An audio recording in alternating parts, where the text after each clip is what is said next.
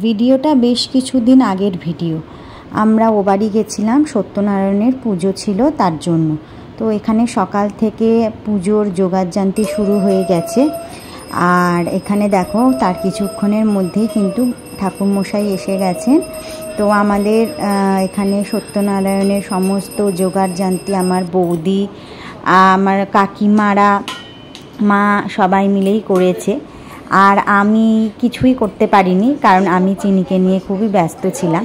আর চিনি যেখানে থাকে আমি তো সবসময় ওকে নিয়ে ব্যস্ততার মধ্যেই থাকি। আমি এমনিতেও কোনো কাজ সেরকম চিনিকে নিয়ে করতে পারি না, তো সে কারণে। আর এখানে দেখো পুজো শুরু হয়ে গেছে।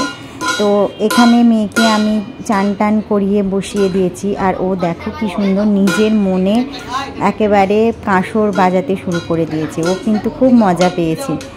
আর এখানে আমরা সবাই মিলে ঠাকুর পুজো দেখছি। এখানে ঠাকুরমশাই আরতি করছেন। আর ঠাকুরমশাই কিন্তু বেশ অনেকটা লেটেই এসছেন, মোটামুটি ওই দুপুর হয়ে গেছিলো তখন। আর চিনি কিছুতেই বসবে না, কারণ ও কাঁসর বাজাবে। তো এখানে দেখো আরতি হচ্ছে।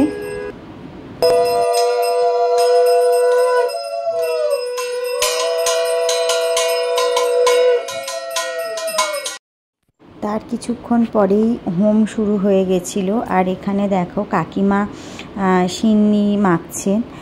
আর এরপরেই পুজো শেষের পরেই প্রসাদ বিতরণ, প্রসাদ খাওয়া। তো যাই হোক, ভিডিওটা আজকের মতো এখানেই শেষ করছি। তোমাদের কেমন লাগলো ভিডিওটা অবশ্যই কমেন্ট করে জানিও। তো চলো টাটা, ভালো থেকো, সুস্থ থেকো, সাবধানে থেকো। আর হ্যাঁ, অবশ্যই পুজো খুব খুব খুব ভালো করে কাটিও।